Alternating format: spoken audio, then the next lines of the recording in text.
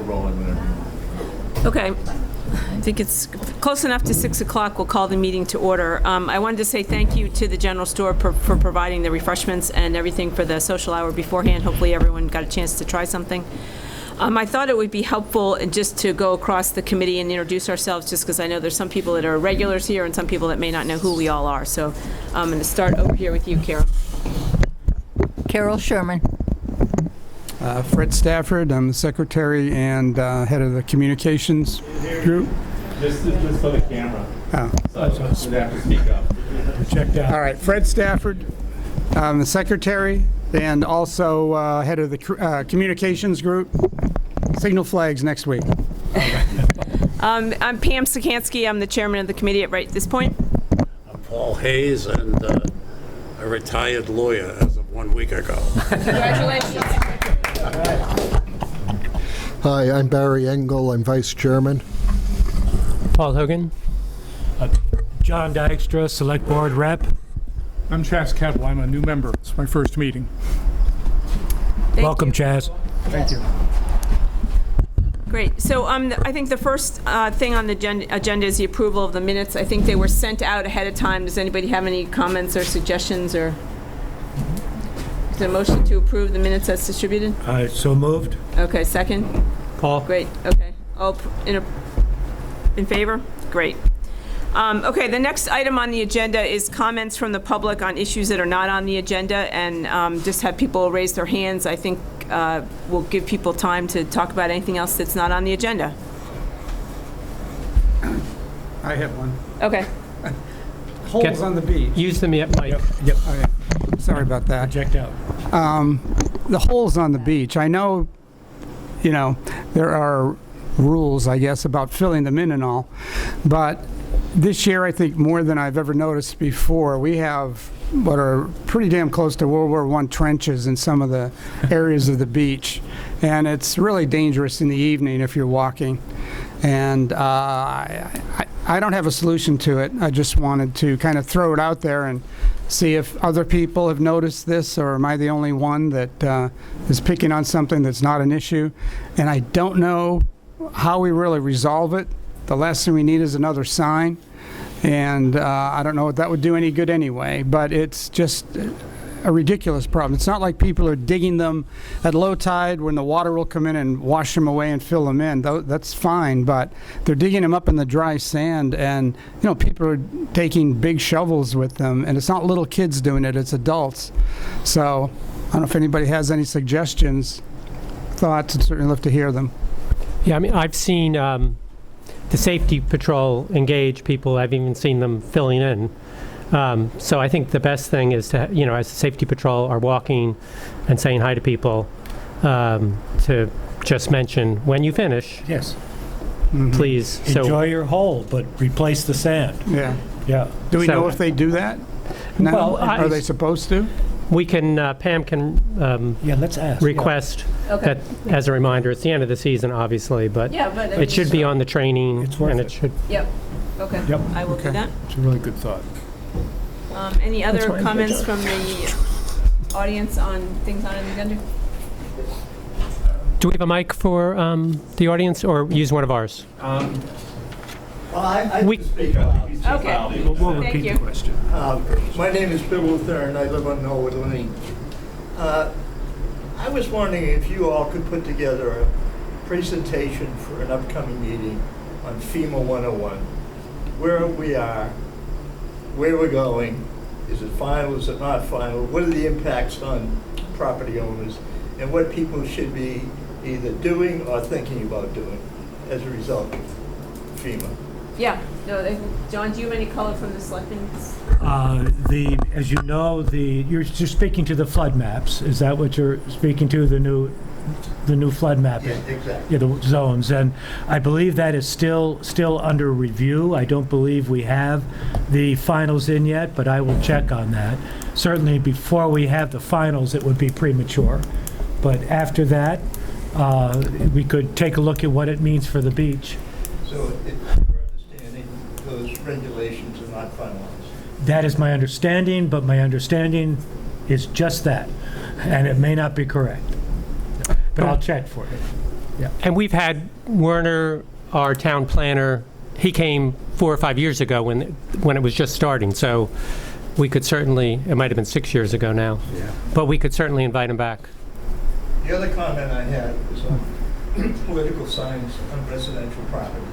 And I've done some research since I thought about it, so it's a waste of time even bringing it up. Okay, all right, no, thank you for the FEMA one. I think that's a good one. We'll see what we can find out on that. Hi, I'm Rob Dwyer. I live at Edgewood Avenue on Kings Highway. And that path to the beach has progressively gotten wider. And when there's a significant storm, I get covered in sand every time. And there was a meeting at a house on Edgewood Avenue recently about the water problem on Edgewood Avenue. And just secondarily was mentioned about that they said they were going to put rocks up. Rocks will not solve it, because somebody will complain their dog, they can't climb over and get to the beach. And that's happened in the past. My suggestion is, why can't they go to the Department of the Environment and angle that entrance to the dune, redo the dune? So it's like Proctor Avenue, it doesn't go straight, it goes at an angle, so you're not getting whiplash. Because every time there is sand all over the place, it's also the trucks are down and have to take it off the street, and you can't put it back on the beach. So it's just been a chronic problem over the years, and I've been there 45 years. Okay, so, do you have any comments on that? I know you've done a lot of work on the dunes. Yeah, so the reason we haven't curved that, we've intentionally curved other ones based upon DEP advice, is because of the handicap access at Edgewood. That's where it's always been, and so you Can't do handicap access on the curve? No, I think anything. I was just at the Jersey Shore, and that's exactly what they have. They have 40-foot high dunes that they've put in after Hurricane Sandy, but they have big zigzag ramps at the right level to do it. So, but it would require a DEP permit to disturb the existing dunes. Yeah, no, it's, I mean, It's chronic now. the long-term solution, unfortunately, is the day will come when we should put walkways, flyovers over the dunes, so that you have, because our problem is we've created all these cuts, and the cuts just get wider and wider, and we try our best to try to manage them and restore them. But until you fill them in, it's a losing battle as the level of the ocean. But there has to be a cost to the town every time they bring in the trucks and sand and sweep. Well, absolutely. You mean removing it from the roads? Yeah. I mean, the Yeah. cost for me is physically to do that stuff, and I get my head chopped off by somebody, one of the road guys, because I raked it into the road before I had time to wheelbarrow it up to the beach. Yeah. I go, you can't do that, it's illegal. Yeah. You do it in the street. So I think it's a good suggestion, and it's the worst, in the worst condition right now because of that access. So I'll talk to Lori and see what Yeah. they can do. I I think mean- we'll talk to the town and ask. But yeah, no, I've walked by there a lot. I know exactly what you're talking about. It's just gonna go on and on and on, and the flyover is great, but can you do a handicap flyover? Sure. Yeah. Sure. And then the neighbors across the street have the same problem, and it raises the same issue. We're right there, and so we always end up with sand on the lawn, and, you know, as I said, it's physically hard to keep raking it into the street. Yeah. Yep. Yeah, but that's the least of your problems, is it costs to you of having to clean it up every time. Yeah, no, I understand. So I'll put that on my list for Lori and see what we can do. Thank you. Okay. Pat? Hi, my name's Pat Souza, I'm on Crescent Avenue. I just wondered maybe, I mean, I know the season's pretty much over with a lot of vacationers here and how busy it gets during the summer, but it might be time to think about, how about safety for our pedestrians at the beach, walking down the streets, as they're getting out of their cars.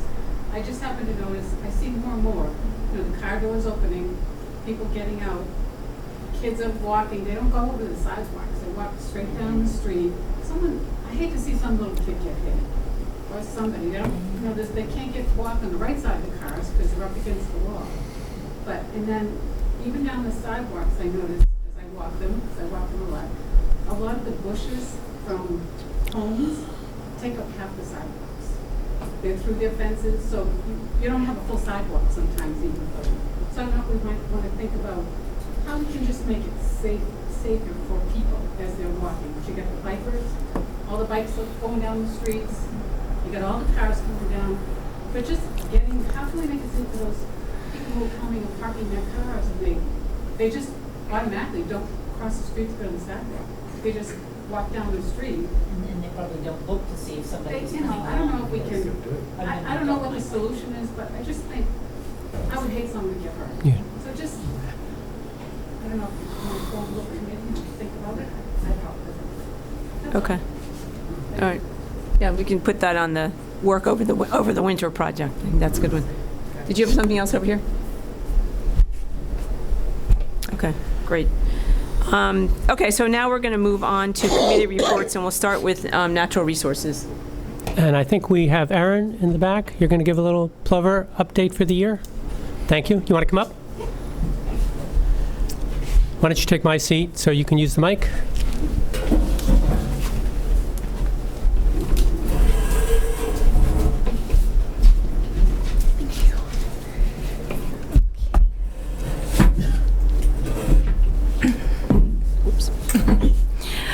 Hello, everybody.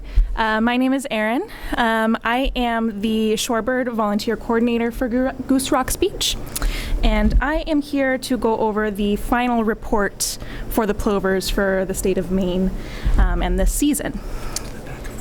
Okay. For the final report for Goose Rocks Beach, we had 15 nesting pairs this season with 21 nesting attempts. And out of those 21 nesting attempts, we had 17 fledglings. Out of those nesting attempts, only 9 had hatched. So we had a very high count of fox activity on the beach. So we lost 6 nests to predation, and 1 nest was washed away. 4 nests were abandoned. So all in all, we had kind of a rough season this year, but total for Maine, we had 157 nesting pairs with 201 fledglings this year. Neighboring beaches like Ogunquit had 16 nesting pairs, 23 nesting attempts, and 15 hatched nests, resulting in 24 fledglings this season. There were 5 recorded predated nests for Ogunquit. Wells had 16 nesting pairs, 19 nest attempts, and 14 hatched, ending their season with 29 fledglings. There was 1 recorded predated nest, 2 washed away, 1 unhatched, and then 1 abandoned on Wells. For Old Orchard, they had 13 nesting pairs, 18 nesting attempts, and 9 hatch nests, ending with a season of 8 fledglings off of Old Orchard Beach. So, like I said, this season, total for the state of Maine was 201 fledglings. So that is the final report for this season. Any questions? So how is this year over year? Is this an increase, lower? It is lower. This year was not, this was actually the lowest season that we had had since 2007. Yeah. So it probably had a large part to do with some of the weather. But like I said, for our beach specifically, we had a very large fox. That's the predation's the really yes. difference, right? Yeah. And yeah. we're much higher than any of the other beaches that I heard, weren't we, as I was trying to listen for that? Yeah, so we were, I'm so sorry, Wells had the most fledglings, then Ogunquit, and then we were right behind them.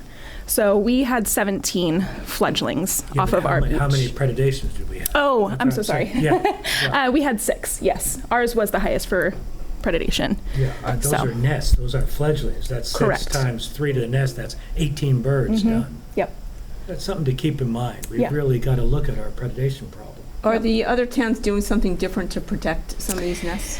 I know that some utilize exclosures.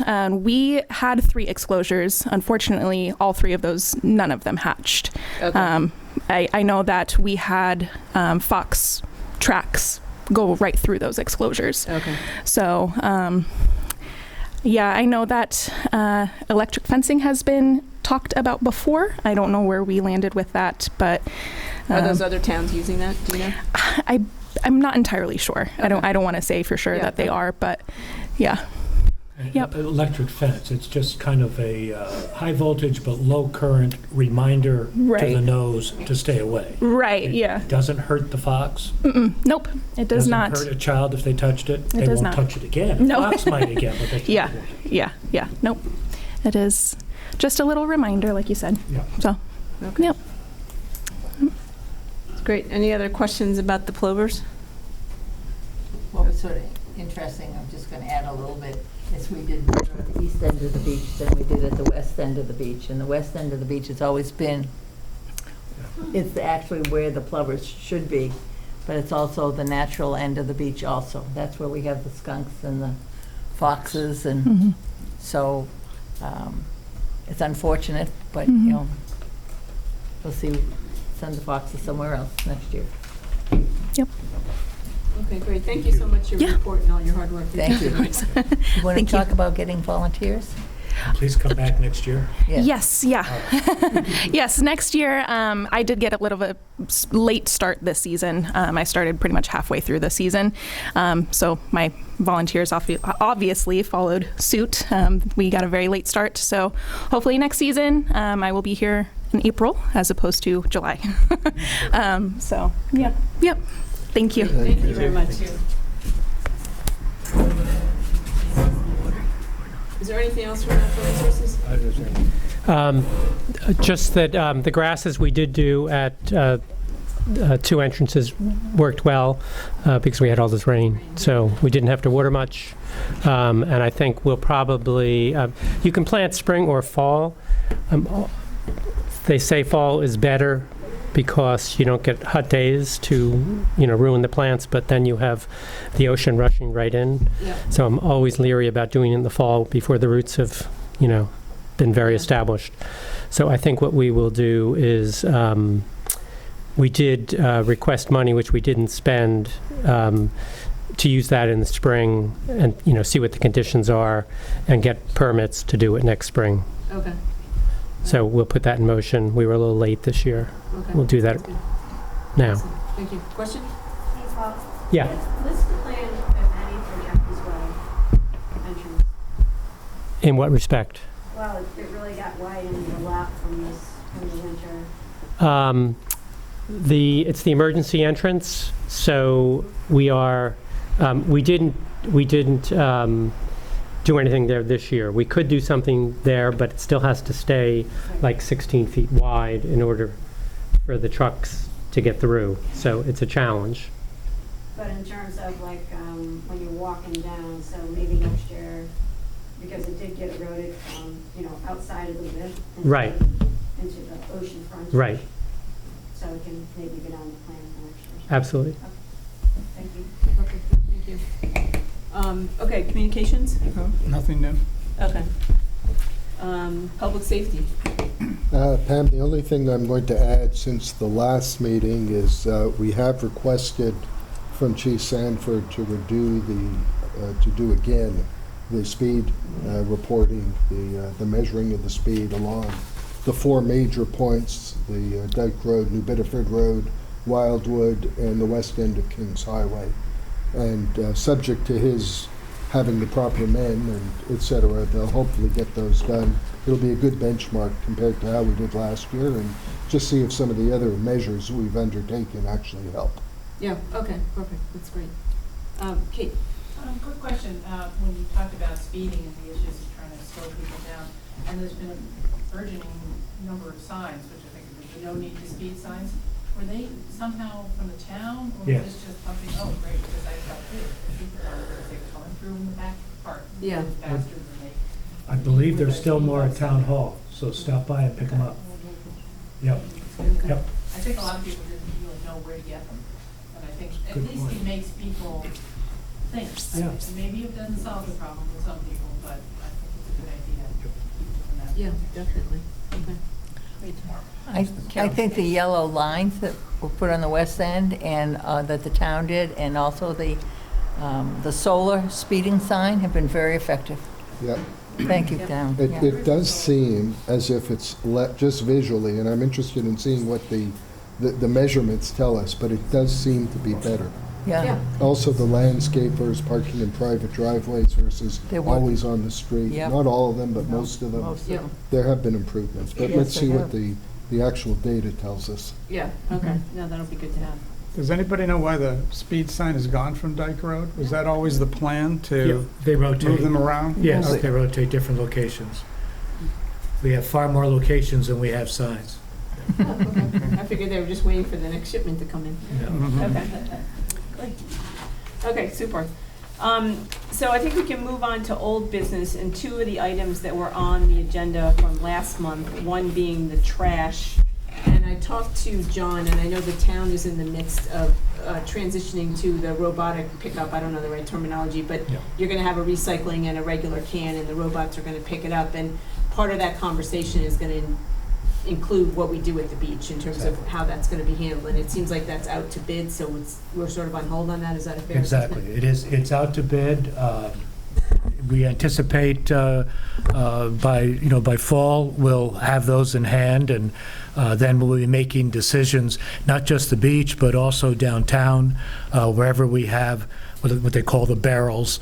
And now there'll be the same containers with the top, which is sort of a little bit of a plus. But my biggest concern is people are going to leave things beside the trash bins as they are now. And with an automated system, that material does not get picked up. That'll be true in the public sites. It'll be true in our homes as well. So what, I guess, can we ask for when we have more clarity on that, can we come back and sort of have the conversation about how it might work at the beach? Oh, absolutely. Yeah, okay, so No, that'll be on the absolutely. agenda in the winter probably? Yep. Yep. Okay, great. Yes. Now, the automated pickup requires everybody to get trash containers with the machine that does the pickup? The town will be providing us trash containers. Oh, they So, will? yeah, every resident will get get two containers, one for trash and one for recycling. And those will be, nominally, they're 64 gallons, so it's about twice the size of your normal round container. There is a larger one for those that feel they need more. One of my real concerns are folks that live down long driveways, where before it was somewhat easy for them to bring up a small container. Now they're going to either be able to move a large one that distance, wheel it down, or perhaps get a smaller one and have a large one in an enclosure at the end of the drive and just keep filling it. Or we're going to have to be thinking together on the best way to do that. Now, the town's going to give a trash container and a recycling container. If you want a second regular container, can you buy that? No. The way the bids work is that the town contracts to pick up one trash and one recycling from every resident. Now, there may be an opportunity to get a private contract with whoever wins the bid, and you pay them directly to pick up a second. Now, that's not for sure going to happen, but that's an option that was requested in the bids. So we'll see how that works. 'Cause I have a summer rental and a cottage by my house, and I know that one container is probably not going to be enough. So your suggestion is go to a private. Well, again, don't let me get ahead of, we don't have the data yet. We don't know what our bid is, what the contractor who wins the bid is going to be willing to provide and how we can negotiate that. But obviously, we want to get it as convenient as possible for people. It's a heck of a change, and the town was forced into this. This wasn't our choice. But it's the reality of trash collection. That second individual not just doubles the labor costs for the companies, but it's also the highest risk and the highest insurance coverage is the fella on the back or the gal on the back. That's where the injuries occur. That's where their insurance costs are so high. And we all know what that's doing to everything. So this is it. I mean, they're buying new trucks so they can do this type of an operation.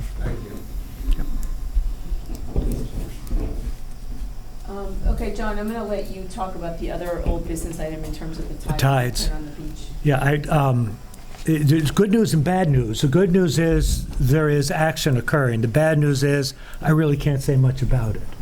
So it's in the hands of the lawyers right now.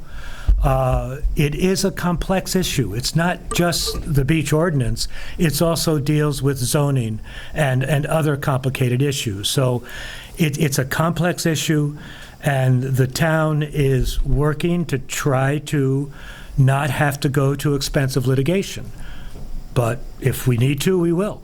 So that's just kind of where it's at. Okay. Thank you for that Yeah. update. Yep. I'm sorry, I'm not sure what the issue is. Sorry, this is the issue of the footprint of Tide's commercial activities on Goose Rocks Beach. What is the Tide's position? I'm really not at liberty to say much more than I've said.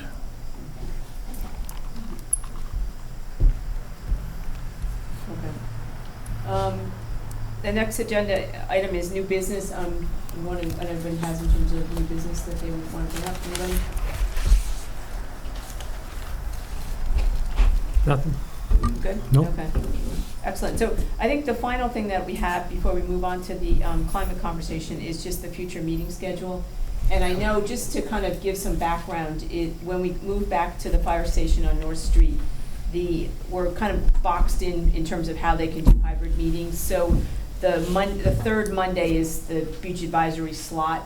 And what I thought it would be helpful to do is just sort of look at what the schedule looks like through the winter and the fall and the winter, so that we have a schedule and it doesn't necessarily happen every month, but I wanted to just sort of put a proposal out there and see what people think. So I was going to say, we've met 3 or 4 months in a row here through the fall, through the spring and the summer. So I was going to suggest that we go to October 16th, which I believe is the third Monday in October, and then go to December, which would be the 18th, and then then we run into the Martin Luther King Day and the President's holiday, and then so March 18th would be the next meeting, and then May 20th as the basic framework that we have through the winter. And obviously, if something comes up and we need to schedule another one, we would do that. But I just wanted to be really direct in terms of what the schedule looks like going through the off season. So I wanted to kind of just poll people on the committee to see if those dates are amenable and what people think about that approach to the schedule for the winter.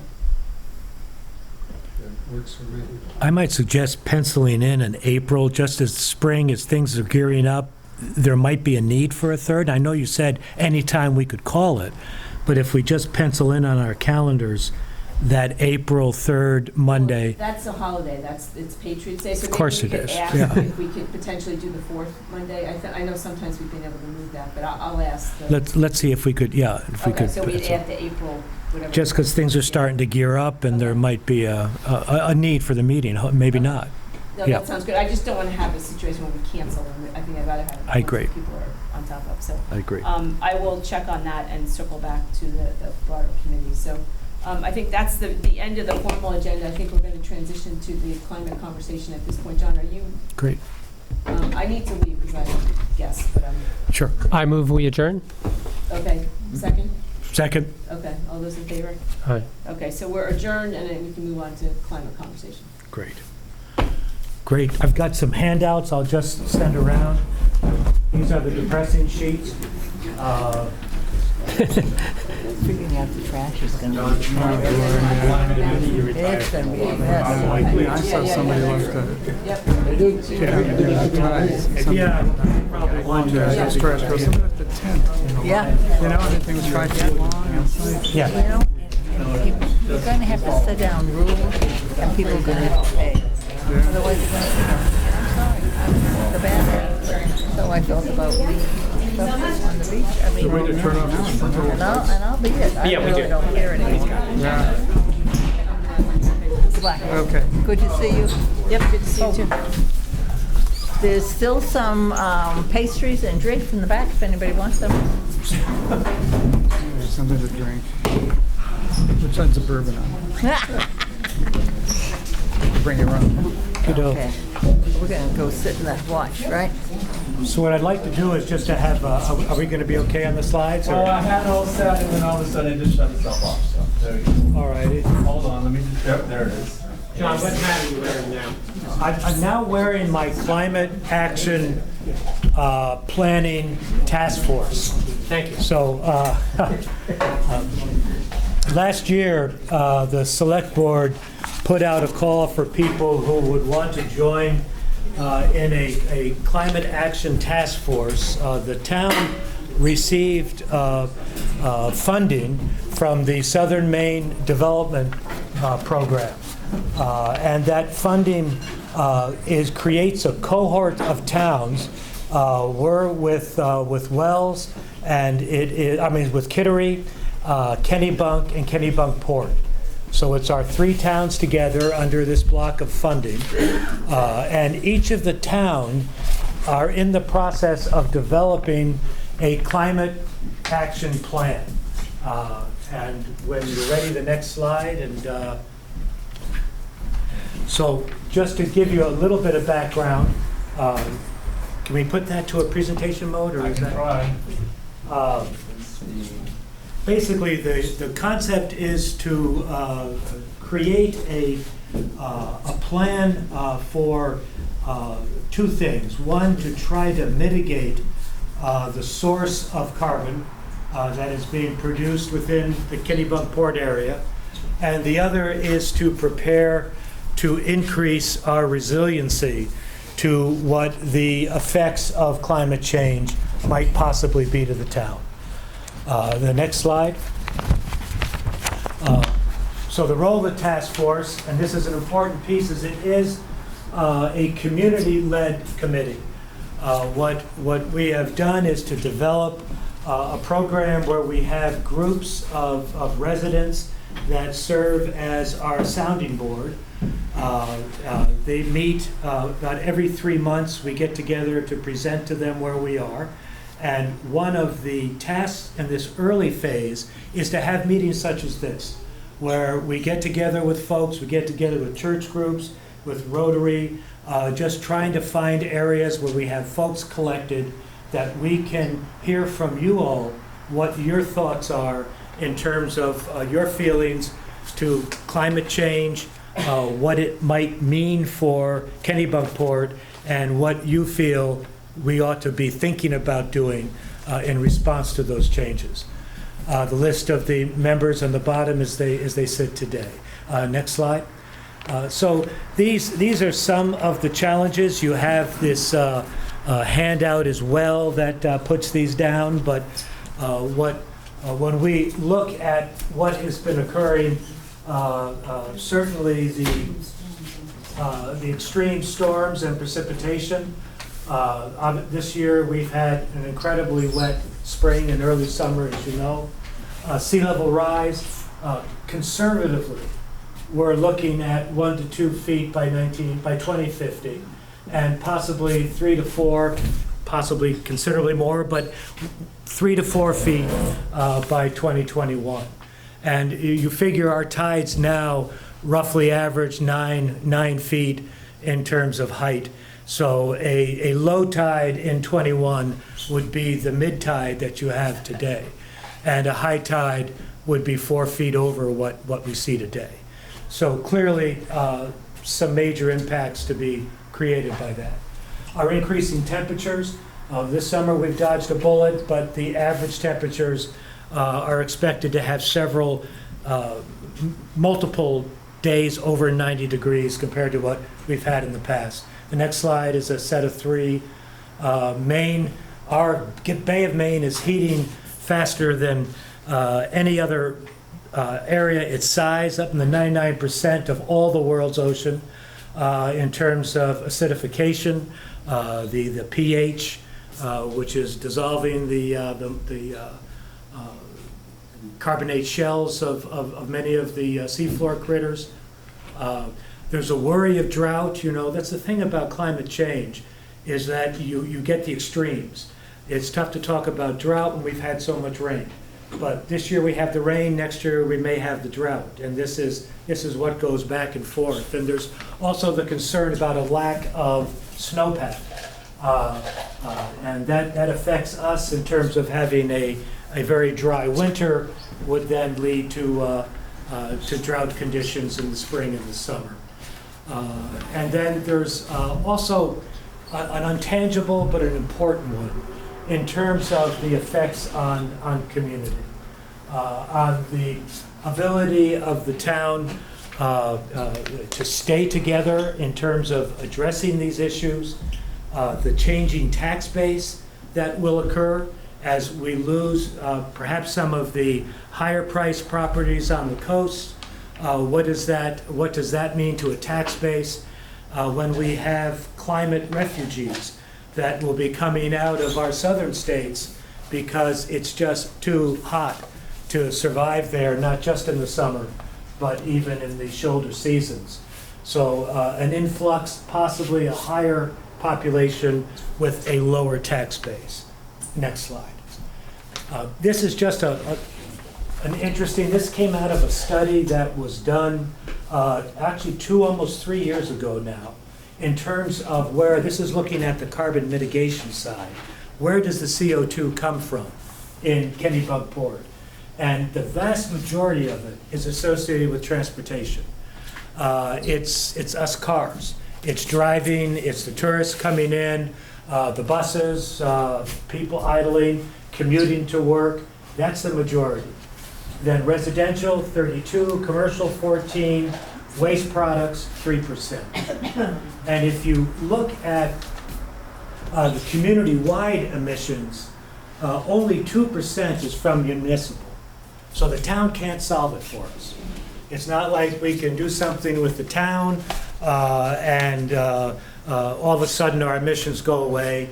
98% of them involve us and our day-to-day living in terms of where our CO2 is coming from. So the next slide, please. This is the public engagement. I mentioned that we have the groups and we're listening to what they have to say. We put out a survey and what was interesting, we had a reasonable response to the survey, which was encouraging. We had 381, that's 10% of our residents, which the survey language is fairly good. 92% said they expected something to come, 100% of the younger folks. You'll see that trend later. 77% were extremely concerned. The two top concerns were effect on the natural environment and on infrastructure. The effects on the economy was 56%. It was interesting, only a third of the people thought of the impact, potential impact to tax revenue and the challenges of providing public services.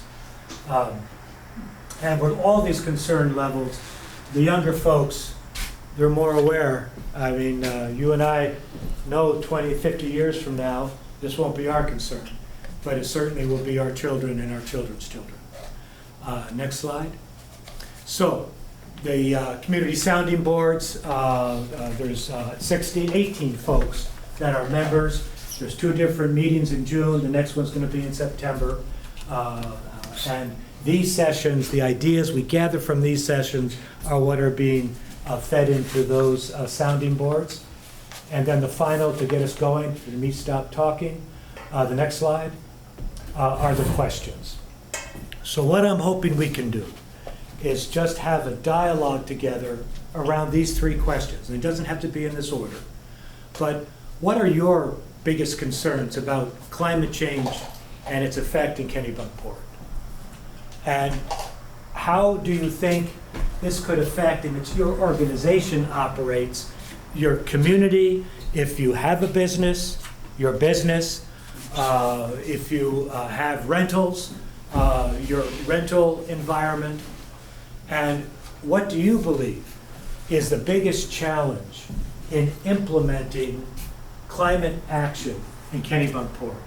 That climate action is reducing greenhouse gases and or building stronger resiliency to the impacts of storm, of sea level rise, and of heavy rainfall.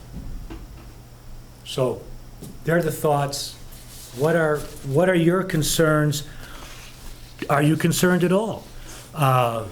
Is this all a lot of hoopla about something that isn't really going to happen? What do you think? It's gonna happen. Yeah, it's going to happen. I think, I wonder, I think there's probably a little, I don't know, is there anyone that would want to share if they had a concern? I think we're kind of all in one agreement that this train is coming. You know, how big it is and how hard it's going to hit us are two unknowns. But, yeah. You've got some fairly wealthy people now that own homes in Goose Rocks, especially in the front row, so to speak. And so I'm there and I'm not wealthy, but it seems to me they create a lot of economic force. And some of the questions that have to be arise is, are they gonna rebuild a seawall along Kings Highway and things like that long term? Yeah. Because otherwise, and I've said, I don't think my house will be standing in the next 25, 30 years. Yeah, I think the challenge we have is it's Not just the seawall, but other things. the slow rise of sea level is certainly an issue. It's the storms that are going to be coming on top of that with the hotter water in the bay. We've had very few hurricanes. I remember Carol back in '58. That was a corker, but it was a Cat 1. We get, Cat 3s, 4s in this area. That's what's going to really do the damage. And then the town and folks are going to be faced with the concept of, do we rebuild? And if so, how and where? But even before that, we're going to have our infrastructure. In New York City, the concern is the subways are going to flood. Here, we've got our sewage system, our pump stations are all not a whole lot higher above sea level. They tend to be in the lower spots because you got to pump them uphill. That's why the pumps are good. It's harder to suck, it's easier to pump, so you pump it up. So they're relatively low. What's that going to mean? How do we raise our roads? How do we raise this kind of money? Are you willing to put $1 surcharge on your mill rate? What it would do, it would put,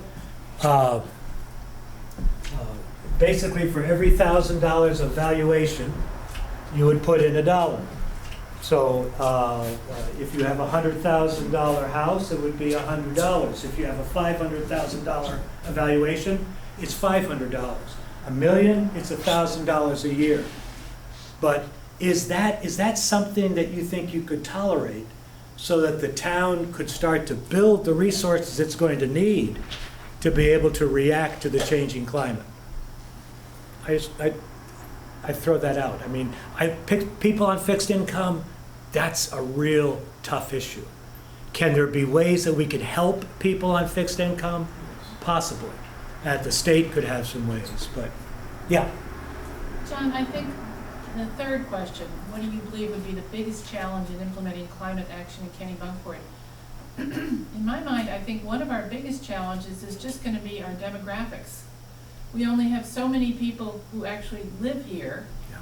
We have a large population that's seasonal, and many of those are people who have bought in recent years and perhaps have a different perspective than those families perhaps who have been coming here for years.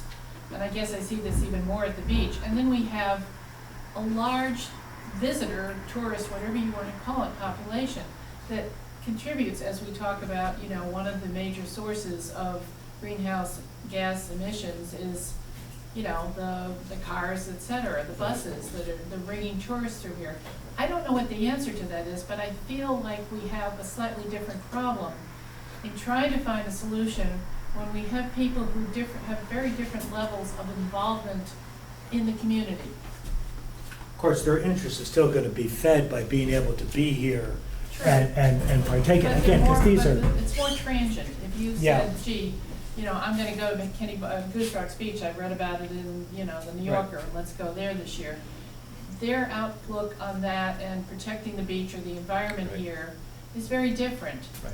And even, as I said, people who own, obviously people who own properties here at the beach or elsewhere in town, have certainly an economic interest, if not an emotional tie to the town, where, you know, people maybe who have been coming here for much longer or who actually live here full time might have. But it's a different effect. And maybe the answer is having to come up with some things that are, in order to pay, are they going to be as interested in paying Right.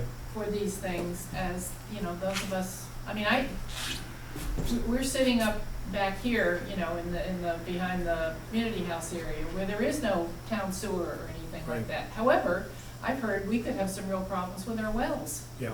As the sea level, not the coming right up in your No. face, but underneath. It rises, I yeah. mean, there's a lot of interesting problems that Yeah.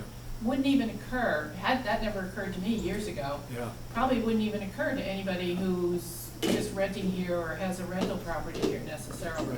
And, you know, there are state and federal monies, and they are going to be coming, but the town has to have a match.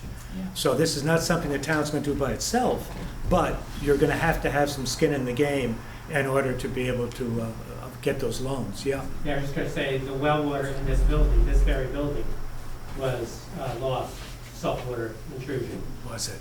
And look how far we are from the water. They had to redig well so that they would not be putting salt water into the tanks out here. They are obviously more concerned than most people because of that expensive equipment Right. in the next room. Yeah. Did they just move it, or what did they do? Believe it or not, I said to the person who told us, I think it was at a beach meeting, so you dug a deeper well, and he said, no, you got to dig a shallower well. Yeah, yeah, exactly. Which totally blows my mind. Exactly. We're the geologists. Well, the fresh water rides on the salt, so it's Right. the higher piece, yeah, yeah, yeah. Have we done or planning to do a vulnerability study by outside professionals? Yes. About where the areas? Yes. Okay. That's part of the plan that's occurring right now, is a vulnerability assessment, both of infrastructure and business and homes, buildings. Great. And you know, the septic tanks is the other. The rising sea level will poison and kill a septic field. So as you get this salt water rising, it can get into areas where you're gonna lose the ability to have the septic. And Even a brand new septic system. it could be if you're No, close. it's, in Rhode Island, they did these Yeah. studies, and it affected old and new. But now I'm worried about the septic system. Yeah, Oh, that's Thank you. Well, you might have to put in public water. I mean, you know, public Choice of public it, sewer. though. You Well, might not have a choice. again, of course, with us, we're on ledge almost everywhere, and so you're blasting. So public sewer is a big dollar value again. So there you are again in terms of expense. If I got everybody bummed out yet, but what are some other thoughts, or just what about the equity issue? What about the people? That's the other thing we're struggling with. You know, this affects folks with lower income much more greatly than it does folks that are able to roll with the increasing expenses. One of the thoughts is winterization, just trying to get homes insulated against the colder, because again, we're going to have, it's colder winters. That's the beautiful thing about global warming, is the warming's on average, and the extremes are higher. So we're going to have, times when it's very cold, we're going to have times when it's very hot, and trying to get an equitable solution is going to be another concern. Other thoughts? John, you know, there's two sides to this. How do we mitigate the amount we're spewing out, and how do we adapt? And it seems to me we're missing a big opportunity on the mitigation side by not having, you know, stricter regulation. Like if someone can spend $500 a square foot on a house here, which is being done every day. Yep. We should be making those houses greener. We're building bigger houses So our carbon footprint is going up every year because of the building boom that's going on. Right. And we Right. haven't said, well, you gotta use a heat pump, or you gotta have solar panels on. Yeah. So it seems to me there are opportunities to reduce our, our output. I just, Even though it's 27%, Yeah. housing is not, on the mitigation, I had a vision of a large parking lot, south, west, and north of town, 3 of them, and they're electric buses. And people that come to Kennebunk, no cars downtown Kennebunkport. You can get golf carts, whatever, you can walk. That's Route 9 going through this. How the heck are you gonna do it? I don't know. Don't confuse me with facts. But if you had satellite parking, where then the electric vehicles bring people in, you got charging stations there to encourage people to come in an EV. There are things we could do there. Town solar, that's a big one. In the town, we're buying solar-produced energy, but we don't have our own fields yet. And might there be something in working between the 3 different towns, or at least certainly Kennebunk and Kennebunkport, to create a solar and wind environment to help offset our carbon? Would you be for spending some money for that? Yes. John, it seems to me that the mitigation is good, but our mitigation doesn't really slow anything down for us. That's a global challenge. But the local adaptation is a hugely expensive thing that affects people in town differently depending on where you live. And so those of us on the beachfront, just had our assessments go up $1 jillion. But at some point, do you want to be the last one to leave and not be able to sell your house? People have a lot invested in these homes. Yeah. And that value is going to go down. It affects the taxes, but it affects everybody's basically investments as well. Yeah. And so for the town to spend anything on that is, why should somebody living up on the ledges pay for that? Right. On the other hand, if we don't have everybody doing it together, seawall won't slow things down by a decade or whatever it might do. Right. So I think there's real division issues within the town. It's the consensus. It's getting back to what Kate was saying. You're just saying it, the same thing in a different way, different angle of it. Getting consensus on what should be done and how the money's spent. Right. We got $1, what are we spending? Exactly. Yeah.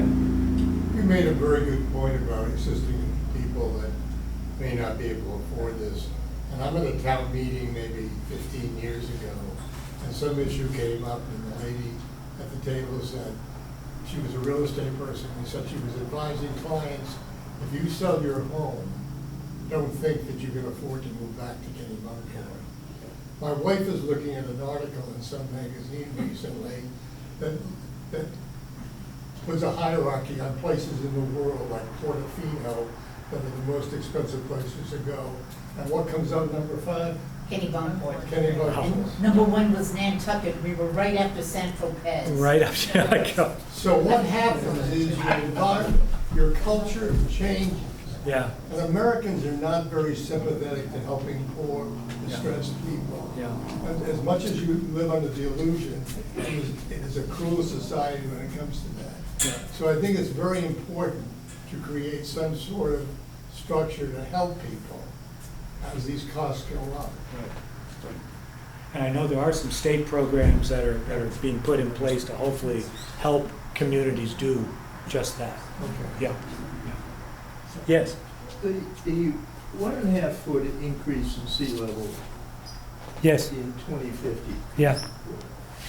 what is the mitigation effort between now and 2050 to attain that? That is some, but it's I can't speak exactly to that number. That's not the best scenario, and it's not the worst. It's usually they take things right about in the middle.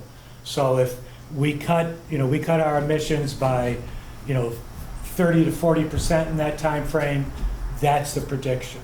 If we don't, it's going to be closer to 2 feet and 2.5 feet. So that's, again, those numbers, they're conservative, but they can get a heck of a lot worse. And it's going to take a lot of work to get them a whole lot better in terms of lowering that height. Can you explain to me how increased emissions translates to higher sea level? It's the greenhouse effect. It's the matter of trapping more heat in the atmosphere. That heat can really no longer be absorbed in the oceans.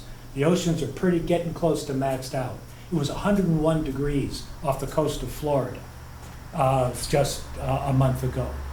And that heat then is more rapidly melting the land glaciers that are up on the land. Ice that's been trapped there for tens of thousands of years is now melting, running into the ocean, and you're getting, there's a tipping point scenario where you can envision a runaway situation, and we could be getting close to that. Some people say we've passed it, but that it's the greenhouse effect. The more carbon, the more heat, the more heat, the more melting, the higher the sea level. And the ocean also expands. Yeah, that's the big one. 40% of the sea level rise is simply thermal expansion, which blew me away. You know, water is so, you can't compress water. It's a really amazing stuff. And once you warm it, so it's spooky. In the big scheme of things, though, what we do in Kennebunkport is not gonna I know it. make a hoot I on know the it. sea level. I know it. It's because it's all coming from Iceland. If that Iceland Oh, we can't blame Iceland, but it's coming, the emissions are largely a lot of it comes from China, comes from India. You know, why should we care in Kennebunkport? And the only thing, I struggled with that myself. I mean, to me, the horses left the barn, and we ought to do everything about adaptation and sustainability. But I've been convinced by my colleagues that we have a responsibility to do what we can to lower our emissions in the hope and trust that a lot of other people, towns, countries are doing the same thing. And to be able to avoid the worst case scenario, we owe it to our grandkids. We just do. That's true, but what you owe to your grandchildren also is the sense that if you have $1 and that's all you have, and you're gonna spend $1, you might be wise to spend $1 on effectually dealing with what's gonna happen first, as opposed to reducing something that has little, if any, effect. I would take 70 cents of your dollar to do that, but I'd still put 30 cents Yeah, of it. yeah. I mean, you can't do just Right. sustainability. I think that would not be responsible. But that's, I don't know, what do people think? Screw the kids? No, we don't think that. John, Yeah. I guess my, given limited dollars, and not having done the feasibility study, the professional report that says where are we 10 years from now, 20 years from now, 30 years from now, what's our infrastructure needs, what's going to happen. I'm really reluctant to say, oh, let's go spend $10 million on a town hall when we don't know how we should be spending that $10 million. I was in a town in New Jersey where people really wanted to update our town hall and really make it nice and big and beautiful. And the moms in town even went so far as to say, and they hired a consulting firm to do a demographic study on what the school population was going to be 10 years from then. And the town just ignored them. And they said, we are going to have to reopen 4 schools. We are going to have to spend all this money in the next 10 years. And they were ignored. And the town hall got built, and then the school population exploded. So I hear you. It's not the It's a same, it's lesson. not as predictable because we don't know. The moms knew exactly what was happening. They knew from the playgrounds. Mom always knows. Mom always knows. Yeah. But God forbid we listen to women. Yeah, I hear what you're saying. But I just want to. The choice for the town hall is it's not a chocolate or vanilla choice. It's the fact that we can no longer fit and function in the building we're in. So something's got to give. Yeah, I take the, And we are. I take the meeting room at the, We are losing that meeting room because it needs to go to per diem firefighters, because we no longer have the volunteer force No. to keep us alive. yeah. So, I mean, these are not easy choices, and I hear what you're saying, but I think we can chew gum and walk at the same time on this sense. That's a bad analogy for this. It's real money. But point well taken. Yeah.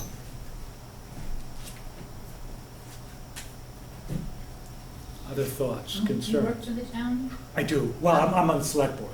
Oh, okay. Yeah, yeah. When did they start calling it the select board? Say the Board of Selectmen? Yeah. I like it because we have 2 gals on the board. Oh, no, I know, but I And mean, so- I noticed they always seem to still call it the board of selectmen. 1,600 and, Some of us, yeah, 1600 it started, and some of us like to use select board instead. No, it's just interesting, it's not official, but No, that's well, why I was curious. nothing's really official, you know, but it will be something to change it on the website. That will be a day. We'll Well, see. that's what I was curious. We'll see if it happens. I thought, did I miss this? Are we collectively facing this problem for neighboring communities, Biddeford, Ogunquit, Wells, and so forth, so? They're also doing it. Are they doing it like individually, or is it collectively? For the most part, each plan is individual. You know, and you're right, your point well taken. Certainly in the mitigation part, that's Yeah. something that we ought to be, but obviously our sustainability and adaptation is local. It's our roads we have to raise, it's our sewage we have to worry about. So there are pieces that are both local and larger. Are we in constant communication with all the towns? Constant about this communication specific issue? is maybe, the Biddeford folks are sitting on our board. So we have a gal there that does, that's at Kennybunk, sorry, that's the Kennybunk gal. So Kennybunk, in our consortium, we're working close together. We have not yet broadened out. The point is, we're in different phases. They're a year and a half ahead of us in their plan development. Yeah, they started with the Southern Maine Development Program thing, earlier than we. So they're a little bit ahead of us. But it's going to be statewide, it's going to be countrywide, hell, it's going to be worldwide. if we're Biddeford gonna and Southwood did a solve plan 15 years ago. That's when they did their first sustainability plan together. They got funding from someplace. They Yeah. did a joint plan, similar to what we're doing this. now. Ahead of us. And they've also re-upped it with the Southern Yeah, Maine. of course. Other We know what thoughts? we're now. And Saco had the problem with Ferry Beach and so forth, certain houses falling in. Absolutely. Yeah, so that sort of exacerbated the problem, right? Yeah, I think that got them interested early. Yeah, exactly, I think it was. Yeah. There's one house here to get some attention. Yeah. Does the town thought of any other ways of raising money besides taxing? Yes, I mean, the town, we're looking at grants, federal grants, I'm sorry I threw out that tax question right away. I was just curious how people would react. We are not planning to do that, and we're not going to suggest that, by the way. That was just a Dykestronian, throw it out there and see if people got upset. I think we're... It's saluted, yeah, but nobody saluted. But I think this will affect the mill rates down the road, no question. But are people doing things? Yes. The Pier Road, where we're raising the isthmus that goes the causeway across to Bickford Island, that's a $2 million plus project. I think the town was $50,000 or $60,000. Everything else came from Fed and state. The building of the pier, rebuilding the pier, same way. So no, the town is aggressively looking at leveraging money from state and local, but you've got to have some money to put in the pot. That's what I'm saying. You need a little bit. You've got to have some skin in the game, and that's where we're going to need to be going to our capital reserves, which are getting less. We need to look at ways to constructively raise revenue. Yeah. Hey, John. I drove to New Jersey this weekend, and I observed that I was charged higher as an out-of-stater in New York and in Massachusetts. And so... By the tolls, your tolls? By the tolls, yeah. The tolls were higher for out-of-staters. We do that in Maine, you know. As a Maine Easy Pass, I pay less than anybody else's Easy Pass. Are you sure? Absolutely. Yeah, New Hampshire doesn't give Mainers a break even if you have a Maine Easy Pass. No, it wouldn't for a Maine one, but if you have a Maine. But I've never seen a sign in Maine that says, in those two states, as you go through toll booths, it says Easy Pass costs in-state, out-of-state. That's interesting, we should do In both that. I like states. that idea. Yeah, that, So, obviously, we have a Turnpike Authority, which is a private, you Yeah. know, a public, quasi-public. yeah, But since so much of our problem is cars, yeah, tourists, yeah, um, yeah. Absolutely. What about a sales tax? That we're not, we can't do that. That's state controlled. So that would have to come, that had to come through the state. We can't, there's certain things that the town, our form of government, has a lot of flexibility, but the things we can't change anything all are taxes, education, and something else I've forgotten. So those are set by the state. Yeah. but we could advocate to the state, Yes. we tourist towns that are suffering all of this, you know. Good. that Lots Good. of places are allowed to do that. Some states are allowed. they're allowed. That's an interesting New York thought. City does that. It's an interesting thought. So the towns are allowed to, if they want to, you know, whether you're charging your Yeah. sales tax or whatever. Right. I know 73% of our rental units are owned by non-residents today. You know, to me, it might be interesting, like South Carolina, well, they don't put an uplift on the property tax. They're very clever. What they do is they give a discount, similar to what our homestead discount is, but Right. it's big, like 50%. So the out-of-staters basically pay for all the services in South Carolina, because Hilton Head brings down all those people, and it's an interesting formula. But, yeah. Yeah, I thought it was kind of a good idea. I also heard that from the Trolley Museum, years ago, there was a track that goes from the Trolley Museum to downtown Yes. Dock Square. Yeah. That there's still an easement for that Oh, interesting. track. Wouldn't that be wonderful? You may want to look. That's one of my parking places, you know, they get a big parking lot there at the Trolley Museum, and They'd love to have people there. bring people in with a train. You know, that's, and again, the electric bus is one thing I'm really pretty keen on trying to see if we could do something like that. Now, there's And, a track easement. wow. for- I'm sure the neighbors would be thrilled. but- Yes, indeed. Well, it's electric, it'll be quiet. Yeah. Anyway. Yes. John, the public is really funding a fair amount of dollars now for mitigation through our utility bills, our obscene utility bills.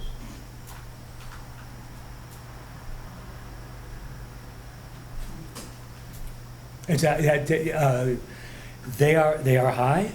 It's a foreign-owned utility. I would, personally, I would love to see it go local. But that's just yeah, there's a movement, and I echo your concern, and that's just me talking. Yeah. Yeah.